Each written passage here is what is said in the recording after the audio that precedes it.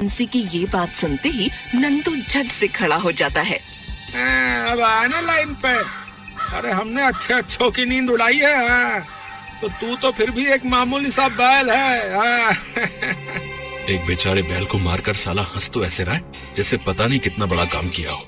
हे भगवान, पिछले जन्म में पता नहीं ऐसा कौन सा पाप किया था जो तूने मुझे बैल बना दिया। चलो बैल बनाया तो वो भी ठीक है, लेकिन इस नमूने को मेरा मालिक क्यों बनाया? मुझसे गधों की तरह खेतों में काम करवाता है और खुद बैठा हुआ खैनी मलता रहता है। फिर नंदू बंसी के साथ खेतों पर जाने लगता है। रास्ते में उन्हें एक आदमी मिलता है। अरे भाई बंसी, इस गाय को कहाँ ले जा रहे हो?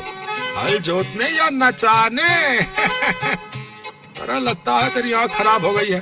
तुझे दिखता नहीं है कि ये बैल है? अरे नहीं नहीं, इसकी चाल देखकर लग रहा है। देखो ना कैसे मटक मटक कर चल रहा है। इसीलिए मैंने इसे गाय समझ लिया।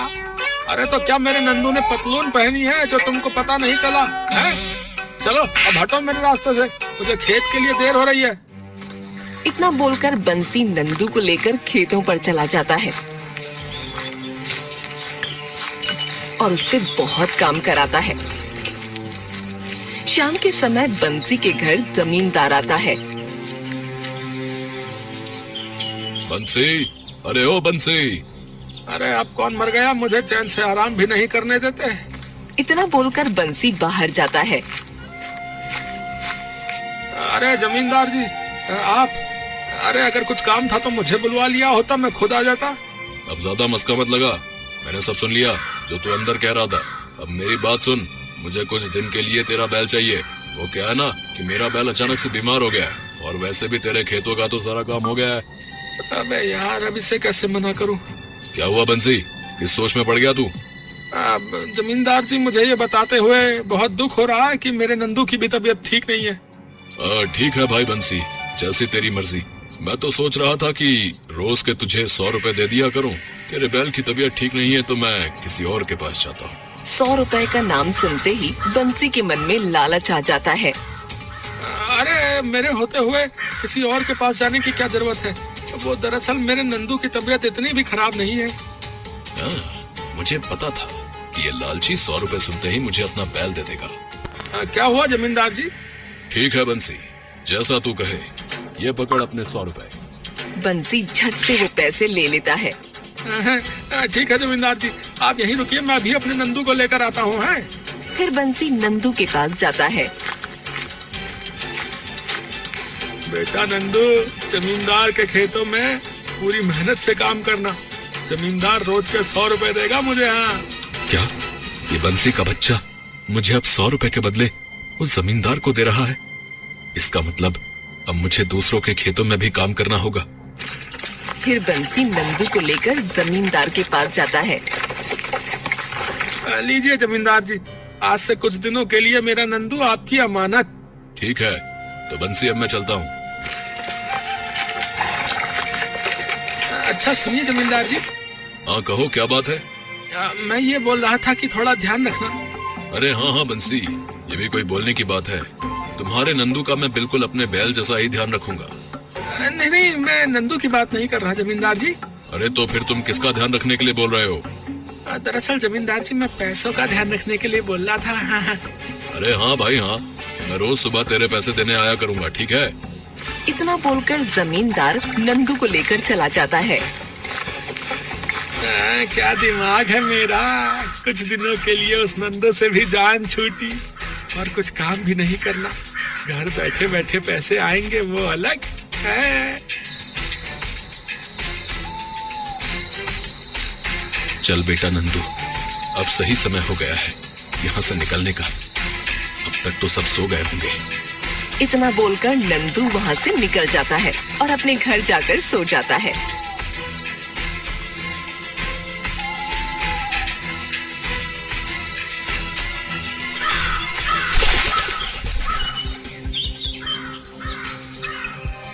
अरे ये बंसी का बैल कहाँ चला गया? कहीं कल रात में उसे बांधना तो नहीं भूल गया? जमींदार नंदू को ढूंढने लगता है। नंदू, अरे बेटा नंदू, कहाँ है बेटा? देख मैं तेरे लिए हरी हरी घास लाया हूँ। बाहर आ बेटा, कहाँ बैठा है चुप कर। कहीं कोई व्यक्ति नंदू को चुरा कर तो नहीं ले गया। अब क्या होगा? खैर अब जो भी हो, मुझे उस बंसी को तो सब सच सच बताना होगा। इतना बोलकर जमींदार बंसी के घर जाता है।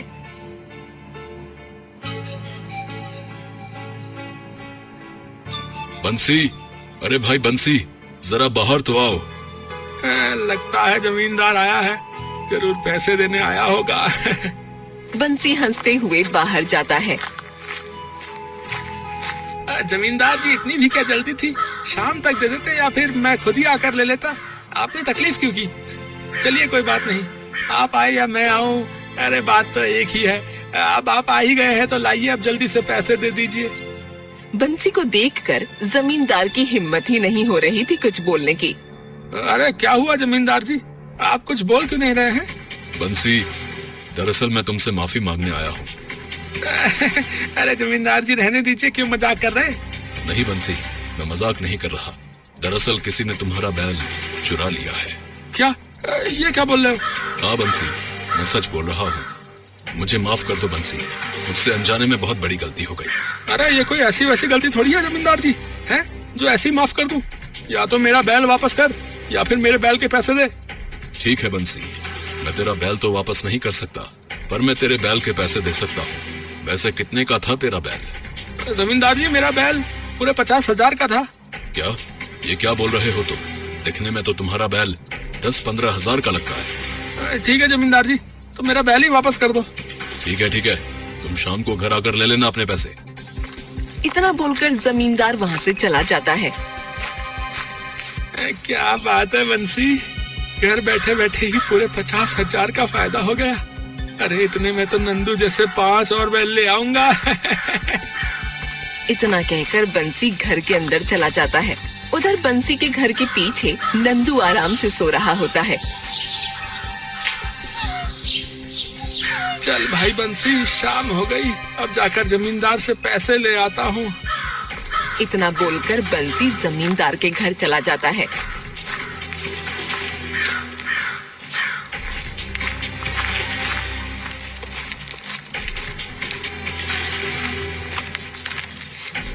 जमींदार जी घर पर है क्या? आओ बंसी आओ, मुझे तुम्हारा इंतजार था। ये लो अपने 50,000 रुपए। ठीक है जमींदार जी, अब मैं चलता हूँ। अगर फिर कभी बैल की जरूरत पड़े तो मेरे पास आ जाना। इतना बोलकर बंसी अपने घर वापस आ जाता है।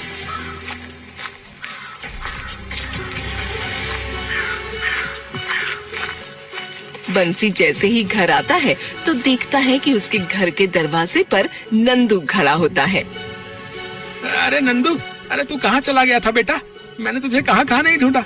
अरे आज तो डबल खुशी का दिन है, 50,000 रुपए भी मिल गए और तू भी वापस आ गया।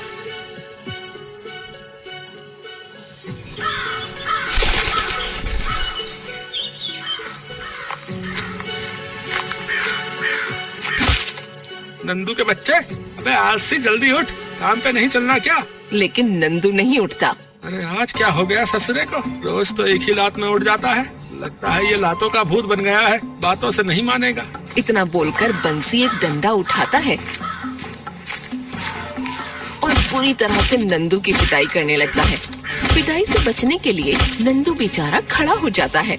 अब चले नंदू जी। इतना बोलकर बंसी नंदू को खेतों पर ले जाता है।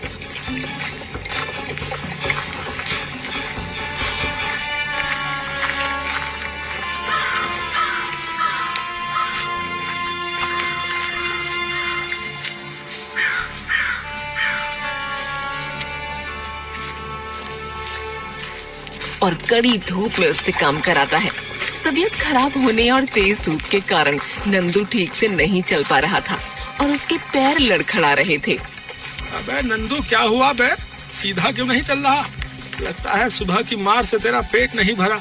इतना बोलकर बंसी डंडा लेकर फिर से नंदू को मारने लगता है और दिन भर उससे काम कराता और डंडे से मारता।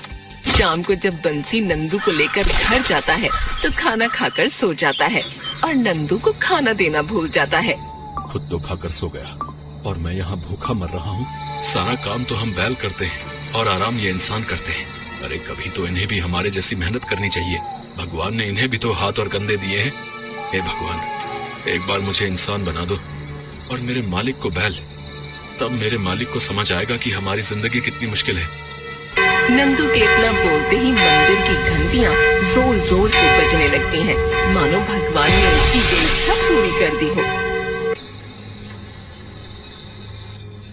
सुबह होते ही नंदू देखता है कि वो इंसान बन गया है, बिल्कुल बंसी की तरह। अरे क्या बात है, मैं इंसान बन गया। धन्यवाद भगवान जी। अभी जाकर उस बंसी को देखता हूँ। फिर नंदू बंसी के पास जाता है, जो कि अब बैल बन चुका था। नंदू गुस्से से बंसी को लात मारता है। अबे उठ बे निकम्मे कहीं के। अबे कौन है बे जो मेरी ही आवाज में मुझे धमका रहा है?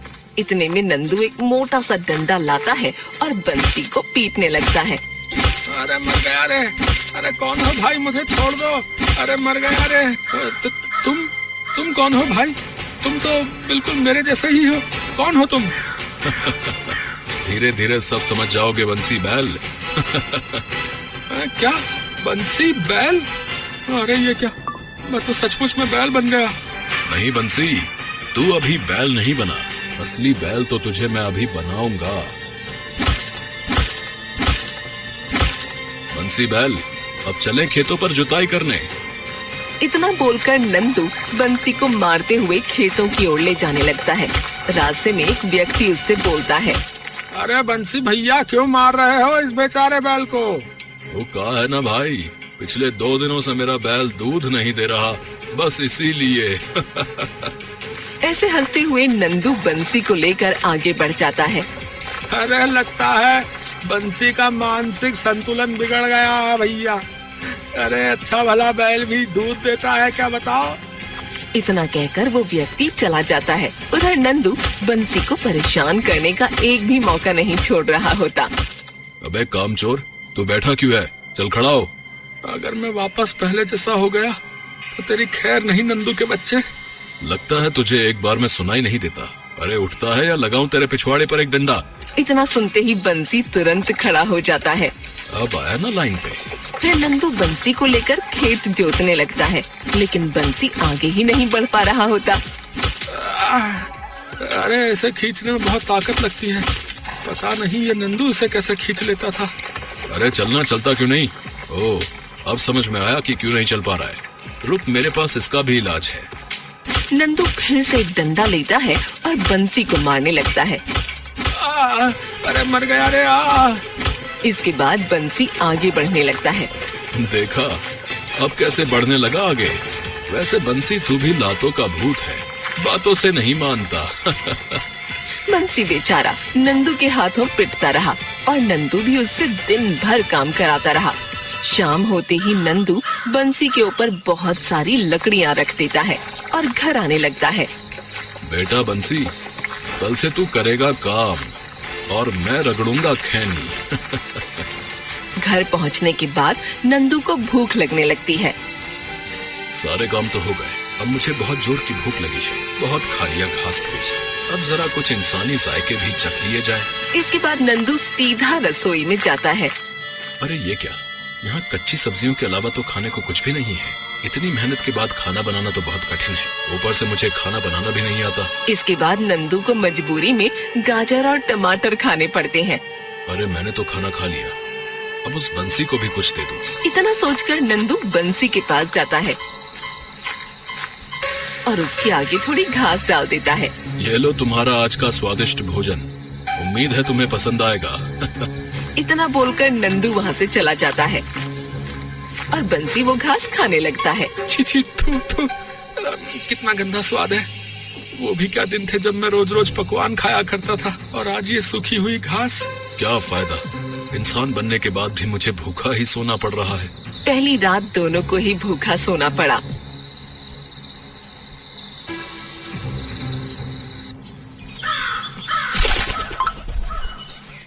अरे यार, आज तो मेरा काम पर जाने का बिल्कुल भी मन नहीं कर रहा, पर क्या करूं, मजबूरी है। अगर कमाऊंगा नहीं तो खाऊंगा क्या? नंदू